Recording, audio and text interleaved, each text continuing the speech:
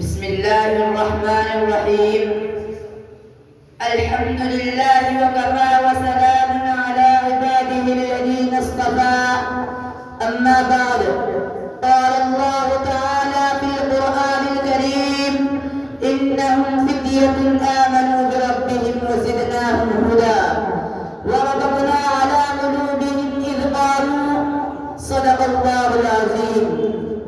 نہیں تیرا نشیمن قصر سلطانی کے گنبد پر، نہیں تیرا نشیمن قصر سلطانی کے گنبد پر، تو شاہی ہے بسیرا کر پہاڑوں کی چٹانوں میں. جناب صدر، سامعین کرام، حاضرین مسابقہ، آج کی اس مبارک محفل اور بابرکت مجلس میں چاہتا ہوں کہ کچھ اپنے نوجوان ساتھیوں کے خون کو گرماؤ، ان کے جوش و ولولے کو مہمیز لگاؤ اور انہیں اس وقت کے پرقدر حالات سے آگاہ کر کے اپنا فریضہ ادا کرنے کی کوشش کرو، جن کے بارے میں اقبال مرحوم نے ایک حقیقت اور اپنے درد و غم کا اظہار اس پیغام کے ساتھ کیا تھا. فرمایا: تیرے صوفے ہے افرنگی، تیرے غالی ہے ایرانی، تیرے صوفے ہے افرنگی، تیرے غالی ہے ایرانی، لہو مجھ کو رلاتی ہے جوانوں کی تنہا سالی. امانت کیا شکوہ خسروی بھی ہو تو کیا حاصل، نہ زور حیدری تجھ میں نہ استغناء سلمانی.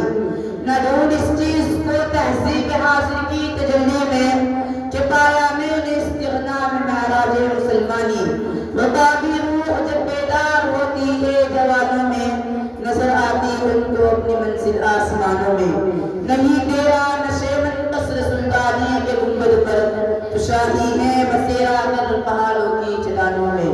حضرات، یہ ایک ناقابل تردید حقیقت ہے کہ آج حالات اتنے پرخطر ہے کہ کبھی تاریخ میں اس قسم کے حالات سننے میں نہیں آئے.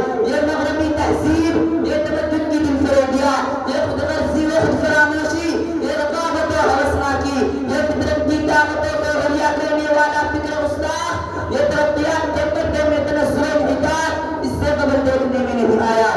اور پھر یہ قوم و ملت اپنا بہترین اثاثہ اور اپنی سیادت و قیادت کے پاکیزہ اصول رکھنے کے باوجود دوسروں کی دست نگر بنی ہوئی ہے.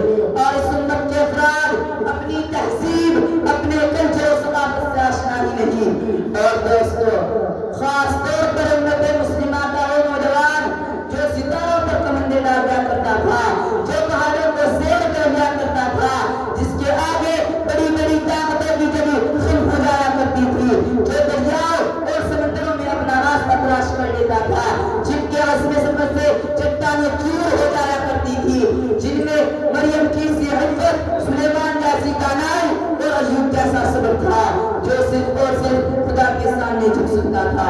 لیکن دوستو، آج وہ نوجوان جو بے باکی و شجاعت، عفت و عصمت اور عزم و حوصلے سے عبارت تھا، زندگی کے میدان میں وہ سب سے پیچھے ہے.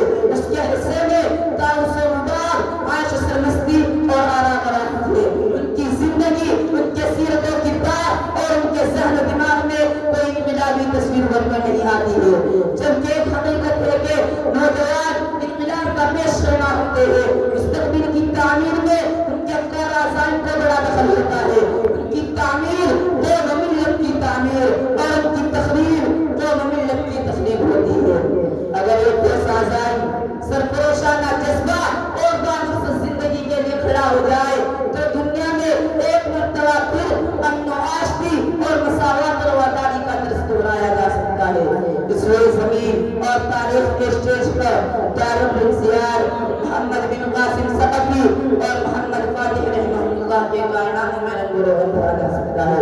ان کی یاد آج کے نوجوان تازہ کر سکتے ہیں. اسپین، ہندوستان، مسکن دنیا، الفت و محبت اور بامقصد زندگی گزارنے کا گہوارہ دوبارہ بن سکتے ہیں. اس لیے ضرورت ہے کہ آج کا نوجوان ان کی تاریخ پڑھ کر سرفروشانہ عزم لے کر نئی بیداری اور جداگانہ اسلامی طرز کی روح کے ساتھ میدان میں آئے.